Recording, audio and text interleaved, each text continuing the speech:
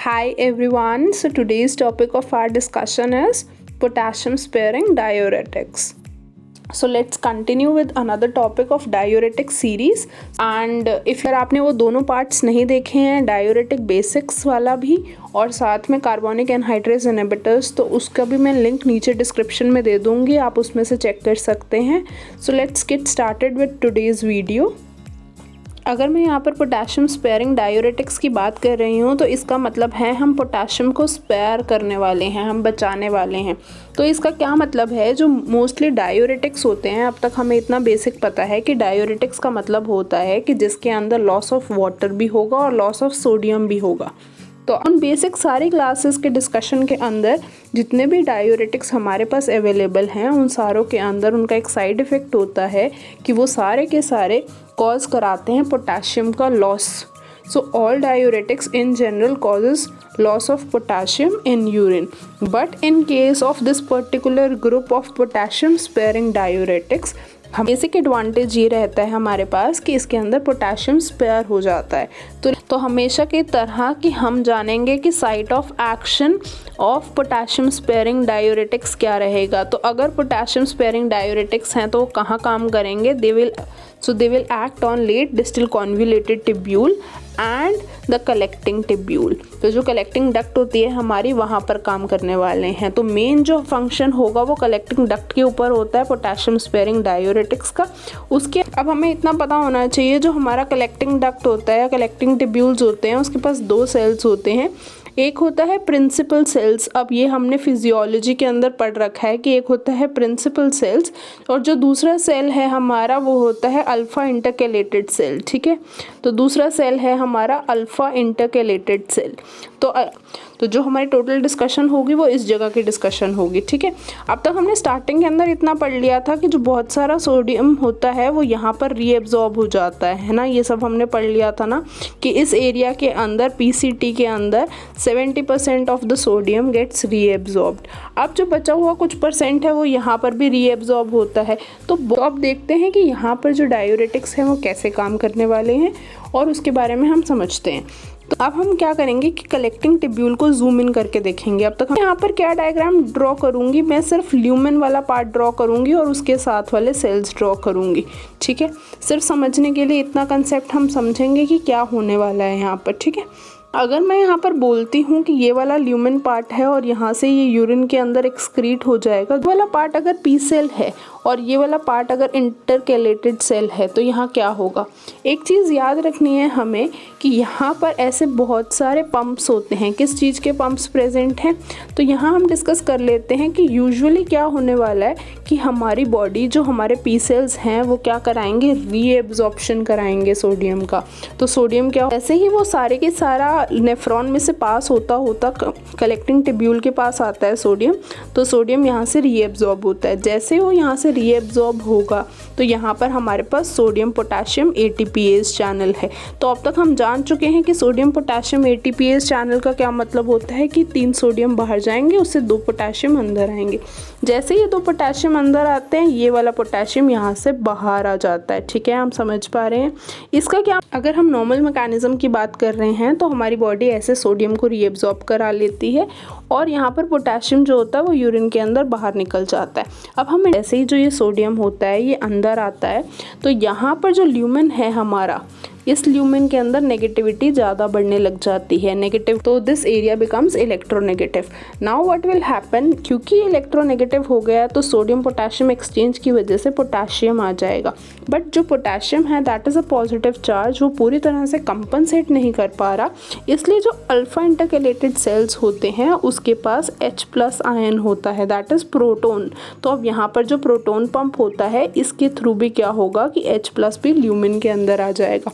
तो इसका क्या मतलब हुआ कि जब नॉर्मल प्रोसेस हो रहा होता है तो वहाँ पर जो सोडियम होता है उसके रीअब्जॉर्प्शन अगर हमें करानी है तो बहुत सारा हमें पोटेशियम और हमें प्रोटोन ल्यूमेन के थ्रू बाहर निकालना पड़ता है।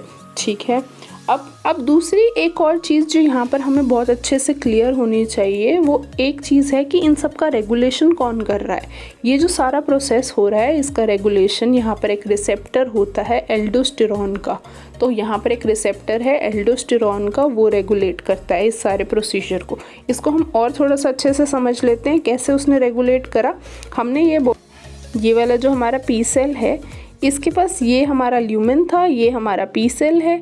अगर मैं यहाँ पर ये बोल रही हूँ कि जो ये सोडियम है, ये जो चैनल है सोडियम वाला, इस सोडियम चैनल को बोलते हैं एपिथेलियल सोडियम चैनल, स्मॉल ई एपिथेलियल सोडियम चैनल। और यहाँ पर जो भी प्रोसेस है ये किससे रेगुलेट हो रहा है, यहाँ पर एक एल्डोस्टेरॉन का रिसेप्टर होता है। अगर हमें एक कंसेप्ट और अच्छे से समझना है, जो ये ल्यूमेन है इसके अंदर हमारे पास सोडियम का एक्सक्रीशन हो रहा था और हमें रीएब्जॉर्ब कराना है ना, तो हमें वो बचाना था यूजुअल प्रोसेस के अंदर, नॉर्मल केसेस में। अब यहाँ पर हम क्या करेंगे, यहाँ पर क्या होता है, जो नॉर्मल प्रोसेस है उसके अंदर यहाँ पर एक रिसेप्टर होता है जिसको हम बोलते हैं एल्डोस्टेरॉन रिसेप्टर। ये हमारा सोडियम था, यहाँ से सोडियम अंदर जा रहा था, रीएब्जॉर्ब हो रहा था, है ना। तो अब यहाँ पर जो ये रिसेप्टर होता है उसको बोलते हैं हम एल्डोस्टेरॉन रिसेप्टर। अब जो ये एल्डोस्टेरॉन रिसेप्टर है ये क्या करता है, यहाँ पर एल्डोस्टेरॉन जैसे ही यहाँ पर आएगा तो ये रिसेप्टर एक्टिवेट हो जाएगा, है ना। तो यहाँ पर जो ये एल्डोस्टेरॉन रिसेप्टर है, एल्डोस्टेरॉन के आते ही एक्टिवेट हो जाएगा। जैसे ही ये एक्टिवेट होता है उससे क्या होता है कि जो इसका न्यूक्लियस होता है ये उसको एक्टिवेट कर देता है। अगर न्यूक्लियस एक्टिवेट हो जाएगा तो वो वहाँ पर रिलीज़ करता है एक प्रोटीन जिसको हम बोलते हैं एल्डोस्टेरॉन इंड्यूस्ड प्रोटीन। हम ये क्यों जान रहे हैं एल्डोस्टेरॉन इंड्यूस्ड प्रोटीन से क्या होने वाला है। जो एल्डोस्टेरॉन इंड्यूस्ड प्रोटीन है ये क्या करता है, ये एक्टिवेट करता है इस सोडियम चैनल को। तो means epithelial sodium channels are activated in the presence of aldosterone. जब वो एल्डोस्टेरॉन रिसेप्टर पे काम करेगा, उस रिसेप्टर से क्या होगा कि वो न्यूक्लियस एक्टिवेट होगा। न्यूक्लियस के एक्टिवेट होने से वहाँ पर एक प्रोटीन बनता है जिसको हम बोलते हैं AIP, which is aldosterone receptor protein. जैसे ही वो एल्डोस्टेरॉन रिसेप्टर प्रोटीन बनता है वो क्या करता है, वो एक्टिवेशन कराता है इस सोडियम एपिथेलियल सोडियम चैनल्स की। अब उसकी वजह से क्या होगा, रीएब्जॉर्प्शन हो जाएगा सोडियम का। अब वो जो जैसे ही रीएब्जॉर्प्शन हो जाएगा तो उसके बाद हमने पढ़ लिया कि यहाँ पर इलेक्ट्रोनेगेटिविटी डेवलप हो जाएगी ल्यूमेन में।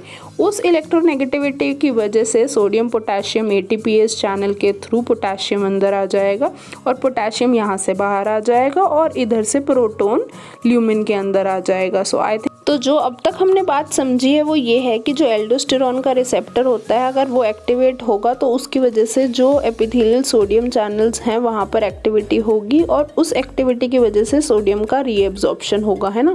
तो अगर ये सब हो रहा है कि सोडियम रीएब्जॉर्प्शन के लिए, अगर मैं ये सारा प्रोसेस तो नॉर्मल हो रहा था, बट जब हम डायूरेटिक्स की बात करते हैं तो हमारा काम क्या है कि हमें तो सोडियम को एक्सक्रीट कराना है। अगर आपको सोडियम को एक्सक्रीट कराना है तो साथ में वाटर भी एक्सक्रीट होगा, राइट। अगर ये दोनों चीज़ें आपको एक्सक्रीट करानी है तो उसके लिए हमें क्या करना पड़ेगा। तो अब मैकेनिज्म ऑफ एक्शन में ये चेंज आएगा।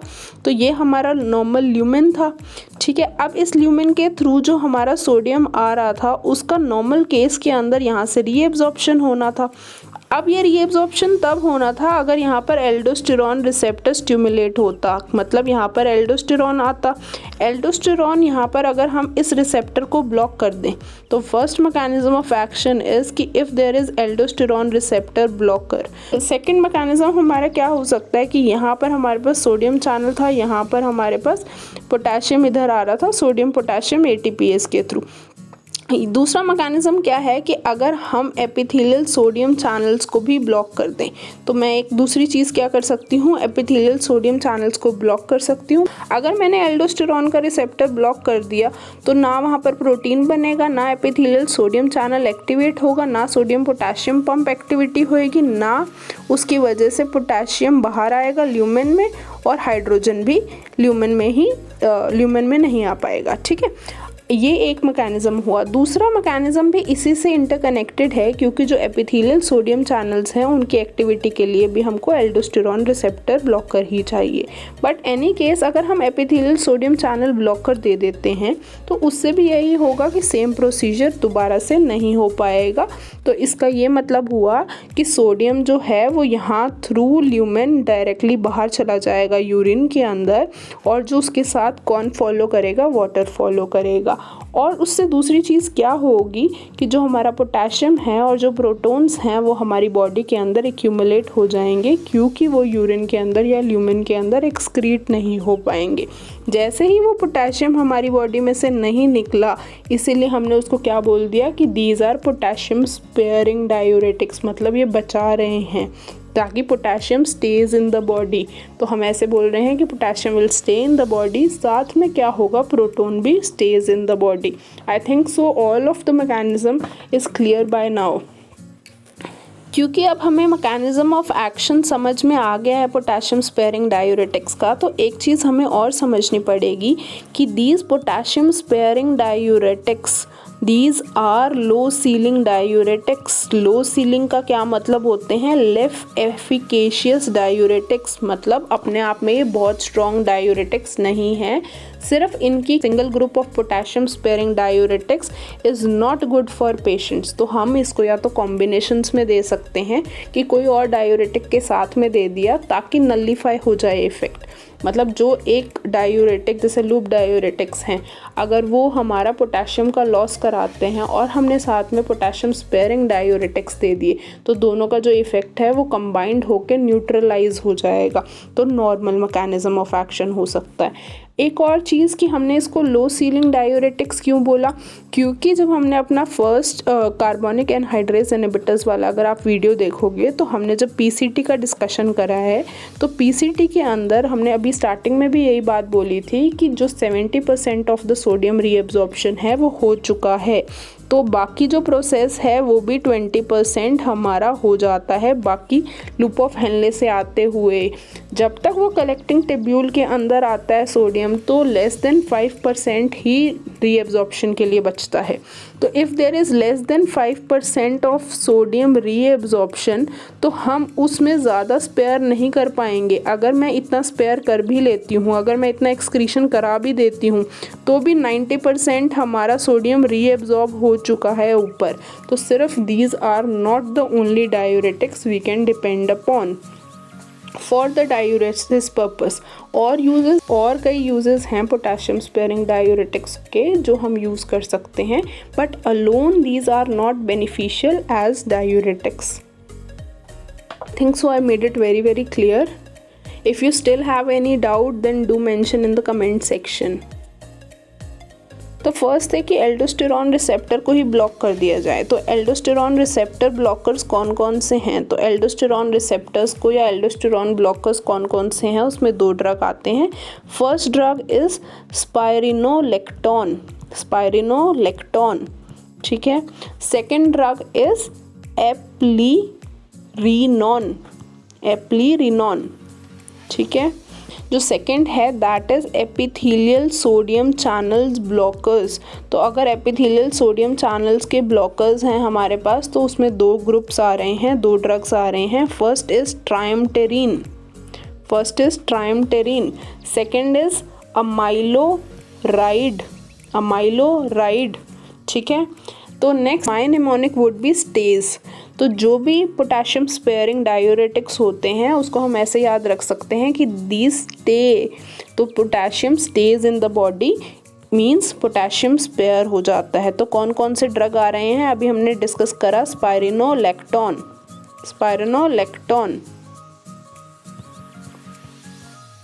Second drug is triamterene, third drug was amiloride, and fourth drug is eplerenone, ठीक है। अब हम चलते हैं आगे। अब हम डिस्कस कर लेते हैं इन ड्रग्स के बारे में, क्योंकि हम ये स्पेसिफिक ड्रग्स के बारे में थोड़ा डिस्कशन करेंगे। हमें पता होना चाहिए इनके बारे में कुछ चीज़ें। फर्स्ट ड्रग, जिससे मैं पहली चीज़ जो हमें पता होनी चाहिए वो इंडिविजुअल ड्रग के बारे में क्या पता होनी चाहिए। फर्स्ट डिस्कशन हम कर रहे हैं स्पाइरोनोलेक्टोन के साथ। जो स्पाइरोनोलेक्टोन होता है वो ऐसे स्टार्ट हो रहा है, उससे याद रखने में आसानी होगी। It is a synthetic steroid, ठीक है, it is a synthetic steroid. और ये क्या काम करता है, it acts as a competitive antagonist to aldosterone. तो हमने जो एल्डोस्टेरॉन है हमारा वो जाने वाला है एल्डोस्टेरॉन रिसेप्टर को ब्लॉक करने के लिए। तो ये क्या काम करता है, हमने इसको एल्डोस्टेरॉन रिसेप्टर ब्लॉक कर दिया, क्योंकि आपके पास जो एल्डोस्टेरॉन है वो इससे कंपटीशन में आ जाएगा। मतलब नॉर्मली जो आपने अब तक एंजाइम्स में पढ़ लिया होगा या पढ़ चुके होंगे 11th-12th में भी, कि एक लॉक एंड की वाला मैकेनिज्म होता है ना, हर ताले की एक चाबी होती है, अगर वो चाबी उसके साथ नहीं लगेगी तो वो वाला एक्शन नहीं प्रोड्यूस होगा। तो जो ये रिसेप्टर होता है इसके पास भी बाइंड करने के लिए एल्डोस्टेरॉन आता है। जैसे ही वो आता है उसका एक्टिवेशन हो जाता है और वहाँ प्रोटीन बन जाता था। अब हमने क्या करा, इस रिसेप्टर को बदल दिया, मतलब दिस विल लुक अलाइक। तो ये कॉम्पिटिशन देगा उसको, पर ये एंटागोनिस्ट की तरह काम करेगा, मतलब एल्डोस्टेरॉन का काम नहीं होने देगा। इसलिए वहाँ पर जाके अब स्पाइरोनोलेक्टोन लग जाएगा। जैसे स्पाइरोनोलेक्टोन लग जाएगा तो जो एक्टिविटी होती थी नॉर्मली वो नहीं हो पाएगी। तो this is how first mechanism of action हम करते हैं। बट स्पाइरोनोलेक्टोन का सबसे बड़ा साइड इफ़ेक्ट क्या है, सबसे इम्पॉर्टेंट साइड इफ़ेक्ट क्या है, इट कॉजेज़ गायनिकोमेस्टिया। क्योंकि सिर्फ ये एल्डोस्टेरॉन के रिसेप्टर को ब्लॉक नहीं करता है, ये एंड्रोजन रिसेप्टर को भी ब्लॉक कर देता है। तो एंड्रोजन रिसेप्टर ब्लॉकर की वजह से जो इसका एक्शन होता है, it leads to gynaecomastia and decreased libido, ठीक है। तो these are 2 side effects which are caused by the spironolactone, जो हमें हमेशा याद रहने चाहिए। इसके अलावा जो और ड्रग्स होती हैं इस कैटेगरी में होती हैं वो होती हैं फिरलिनॉन, और एक और ड्रग है जिसका हमने डिस्कशन करा है एप्लिरिनॉन। जो ये है ये न्यू ड्रग है, ये कार्डियो प्रोटेक्शन के लिए यूज़ होती है। It is good for cardio protection in these patient. Eplerenone and spironolactone, these are good, both these are good for BP lowering action. तो बीपी को कम करने के लिए, तो मतलब इनको कहाँ हम यूज़ कर सकते हैं, हाइपरटेंसिव पेशेंट्स के अंदर जिनमें हमें बीपी लो करना होता है, उसमें पोटेशियम स्पेयरिंग डायूरेटिक्स हम दे सकते हैं। पोटेशियम स्पेयरिंग डायूरेटिक्स क्या करते हैं बीपी लोअरिंग के लिए, कि जो फ्लूइड ओवरलोड हो चुका होता है बॉडी के अंदर बीपी वाले पेशेंट्स के अंदर, उनका ब्लड वॉल्यूम कम करते हैं by decreasing the sodium and water reabsorption. क्योंकि वो डायूरेटिक्स होते हैं, तो वो वीक डायूरेटिक्स हैं, तो they will only lower less amount, but these are good for BP lowering agents, but they have to be given additionally with some strong antihypertensives. तो alone ये अच्छा काम नहीं करेंगे, इनको किसी के साथ देना पड़ेगा। तो these are not the mainstream drugs, but ये हम दे सकते हैं। दूसरा, पोटेशियम स्पेयरिंग डायूरेटिक्स हम किन कंडीशंस के अंदर दे सकते हैं, जिन पेशेंट्स के अंदर एल्डोस्टेरॉन का लेवल ज़्यादा हो। तो एल्डोस्टेरॉन, क्योंकि हम क्या दे रहे हैं, एल्डोस्टेरॉन रिसेप्टर ब्लॉकर दे रहे हैं, तो हम क्या दे सकते हैं किन कंडीशंस के अंदर, जिनके अंदर एल्डोस्टेरॉन का लेवल ज़्यादा हो। जैसे कि कौन सी कंडीशंस होती हैं, कोन्स सिंड्रोम। कोन्स सिंड्रोम क्या होता है, हाइपर एल्डोस्टेरोनिज्म। तो वहाँ पर उन पेशेंट्स के अंदर हम दे सकते हैं, ठीक है। नेक्स्ट इज हम कहाँ दे सकते हैं, जिन पेशेंट्स के अंदर पोटेशियम लूप डायूरेटिक्स की वजह से पोटेशियम का ज़्यादा लॉस हो रहा है, तो उनके अंदर स्पेयर करने के लिए हम काउंटर इफेक्ट के लिए दे सकते हैं। जहाँ पर पोटेशियम का लॉस हो रहा है तो यहाँ पर ये स्पेयर करा देंगे, तो न्यूट्रलाइज हो जाएगा इफेक्ट। तो नॉर्मलाइज करने के लिए भी हम डायूरेटिक्स के एडिशनल इफेक्ट्स में इनको दे सकते हैं, ठीक है। नेक्स्ट कंडीशन क्या है जिसके अंदर हम पोटेशियम स्पेयरिंग डायूरेटिक्स दे सकते हैं, इन पेशेंट्स ऑफ पोस्ट एमआई। तो मायोकार्डियल इन्फाक्शन के पेशेंट्स होते हैं, उनके अंदर भी क्या करते हैं, कार्डियक आउटपुट कम हो जाता है, तो ये बीपी को कम करेंगे। उसकी वजह से क्या होगा कि these will help in cardiac remodelling. ये अगर अगर ऐसे माइनर यूज़ देखा जाए तो जो स्पाइरोलेक्टोन है और एप्लेरेनोन है ये पीसीओएस के पेशेंट्स के अंदर या फिर एक्ने वाले पेशेंट्स के अंदर भी दिया जा सकता है। तो ये वहाँ पर भी, क्योंकि इनका इफ़ेक्ट किस रिसेप्टर पे होता है, एंड्रोजन रिसेप्टर पे, उसको हम ब्लॉक कर रहे हैं तो उन पेशेंट्स के लिए भी बेनिफिशियल होगा। ठीक है, We can use these potassium sparing diuretics in CHF patients। उसके अंदर भी वही कार्डियक रीमॉडलिंग वाला काम होगा, या फिर हम इसको to decrease the left ventricular failure वाली कंडीशंस के अंदर यूज़ कर सकते हैं। Now the next category of the drugs, among the potassium sparing ही हमारे पास एपिथेलियल सोडियम रिसेप्टर ब्लॉकर्स थे। तो जो एपिथेलियम सोडियम रिसेप्टर ब्लॉकर्स हैं उसके अंदर हमारे पास दो ड्रग्स हैं। तो एक ड्रग था अमाइलोराइड, दूसरा ड्रग था ट्राइमट्रीन। If I am talking about अमाइलोराइड तो हमको एक चीज़ पता होनी चाहिए, जो हमने यूजेस सारे डिस्कस करे हैं पोटेशियम स्पेयरिंग डायूरेटिक्स के, तो एज अ होल डिस्कस करें हैं। ऐसा नहीं है कि अमाइलोराइड और ट्राइमट्रीन वो सारे काम नहीं करते हैं, वो भी उसी ग्रुप के ड्रग्स हैं और वो भी सारे वही काम करते हैं। इट इज़ जस्ट कि हम उस फ्लो में जा रहे थे तो हमने पहले वो डिस्कस कर लिया। तो अब हम अगर अमाइलोराइड के बारे में बात कर रहे हैं तो एक चीज़ हमें हमेशा याद रखनी है कि जो अमाइलोराइड है वो बेटर देन ट्राइमट्रीन है। तो मतलब क्यों बेटर है? क्योंकि it is longer acting, more potent. दूसरा जो ट्राइमट्रीन है उसके कुछ साइड इफ़ेक्ट्स हैं। ठीक है, तो अमाइलोराइड जो ट्राइमट्रीन ड्रग है इसका जो मेजर साइड इफ़ेक्ट है वो हमें ये पता होना चाहिए कि एक तो ये इंटरस्टिशियल नेफ्राइटिस कॉज कराता है पेशेंट के अंदर। It can cause interstitial nephritis.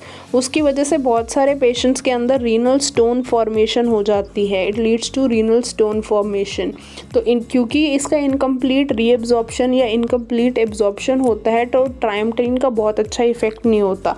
और ये जो पेशेंट्स होते हैं, कुछ पेशेंट्स के अंदर जिनको सिरोसिस हो रखा होता है उसके अंदर ये मेगालोब्लास्टिक अनीमिया भी कराता है। It also causes megaloblastic anaemia.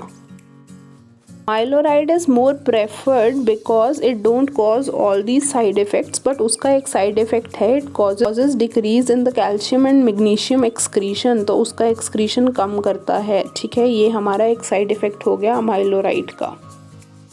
तक हमने चारों के चारों जो ड्रग्स हैं उसके बारे में अच्छे से डिस्कशन कर लिया और उनके बारे में ये पता लगा लिया कि इनके क्या क्या यूजेस हैं, क्या क्या साइड इफ़ेक्ट हैं और मैकेनिज्म ऑफ एक्शन क्या है। एज अ होल जो पोटेशियम स्पेयरिंग ग्रुप होता है उसके यूजेस हमने डिस्कस कर लिए कि कौन सी डिजीज़ के अंदर देना है, CHF वाले पेशेंट्स के अंदर देना है और कहाँ कहाँ देना है। बट अब हम चलते हैं side effects of potassium sparing diuretics पे।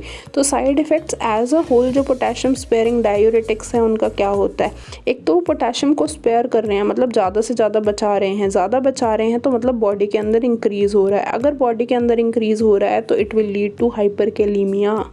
तो ऐसे पेशेंट्स के अंदर बिल्कुल भी नहीं देना होता जो मोर प्रोन टू हाइपरकैलेमिया होते हैं। जैसे जो पेशेंट ऑलरेडी ARBs पे हैं या फिर ACE इनहिबिटर्स पे हैं, उनके अंदर आपको नहीं देना है क्योंकि एल्डोस्टेरॉन स्टिमुलेट हो जाएगा। तो इनडायरेक्टली आप ब्लॉक कर रहे हो एल्डोस्टेरॉन को, जिसकी वजह से हायर चांसेस हो जाएंगे पेशेंट्स के अंदर हाइपरकैलेमिया की। दूसरा क्या कंडीशन है? दूसरी जो कंडीशन है, आप क्या कर रहे हो, जो यूजुअली क्या होता था कि उसकी वजह से प्रोटोन भी आउट हो जाता था। अब हमने क्या किया, प्रोटोन को भी स्पेयर कर लिया, तो बॉडी के अंदर प्रोटोन का लेवल भी बढ़ रहा है। प्रोटोन के लेवल बढ़ने की वजह से पेशेंट के अंदर मेटाबॉलिक एसिडोसिस डेवलप हो सकता है। तो ठीक है, मेटाबॉलिक एसिडोसिस डेवलप हो सकता है।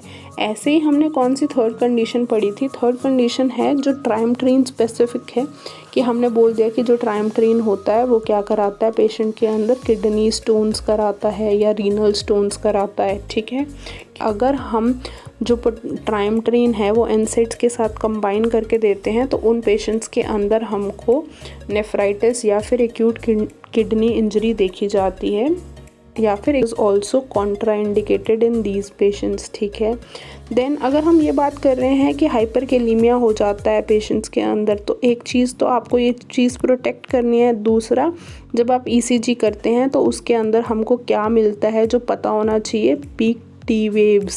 तो ये करेक्टरिस्टिक फीचर होता है हाइपरकैलेमिया का। तो there is wide QRS complex, जो QRS कॉम्प्लेक्स होता है वो वाइड हो जाता है, T वेव पीक कर जाती हैं। तो दैट इज़ द कंडीशन जहाँ हमें पता लग जाता है पेशेंट हाइपरकैलेमिया में लैंड कर गया है।